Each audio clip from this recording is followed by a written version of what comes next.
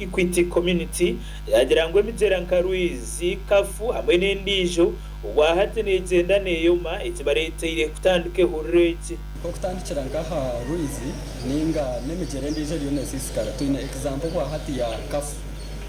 amezi garenze rutindo nguto zacweka ahabwe nsonga yo kugira ngo tutahirire iyo bantu hari kiba kweta buffer zone ahabonike buffer zone distance y'abantu bayine kurekaho kurgaha aha mugyera never usually 100 meters ninga mita igana kurgamje atinka for example if Rwiizi nkaye kuri kwiti for a number of University of Science and Technology but hitaka Erikwingana nka mahiremwe aha stretch ya Rwiizi etandikire zakubyara mu emiti hamwe na Uganda National Oil Company muringo rwo Kenneth ashobora ngo bateyongera gushomesa abantu ukwirira hari n'imigera urebe kanguti yahweraho cyarumwe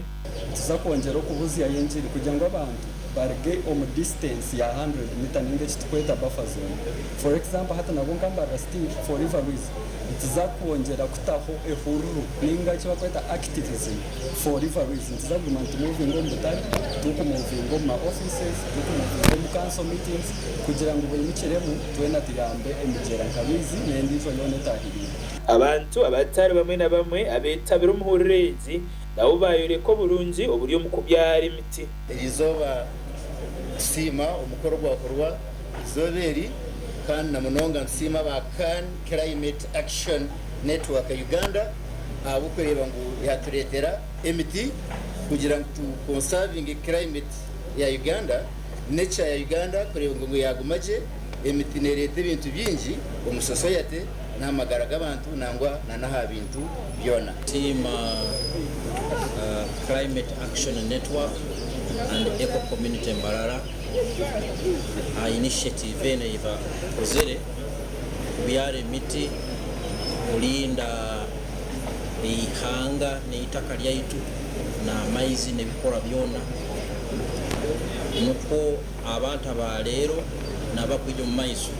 basoroko bifunamu ibyo bikiri aho kano Chris Magezi wabari umjenyi mukuru kandi wajecera Jeno Mhozi Kainerugaba wabashimiye kuburi umjenyi mukuru yagira ngo Jeno Kainerugaba no mumbantu abarukwatanisa n'abandi bantu abarukurindo bhangwa bwensi mu kutonganira kusisho bhangwa bwensi kandi nateyongera kukwatanisa n'abantu abari umuhurrezi Kainerugaba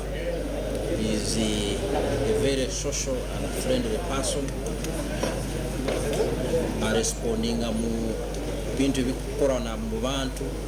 nibakwetagisa usually mu mahe tumumanyirire tukora nawe muno but mu biro byenyuma bitali bya harayira abere na korana abantu bulungi bwansi keeping our environment clean so eminya tena bwe kube mwesere I think it is in order that he responds positively. If there's something happening, just send a photo to the environmental office and say there's an alert here. Somebody has littered. Just use your phone. We don't want you to march so that we are in confrontation with the security teams. We want you to use your phones to report the right things. aba ubahati baza kubyara imiti irikubarura miliyoni 3 z'esente za Uganda amugera gwa Rwiizi kutandikira ari cyumuro muri Mbarara amakuraga gasha kwa Job Kato aba Sky TV agenshonga muri Mbarara.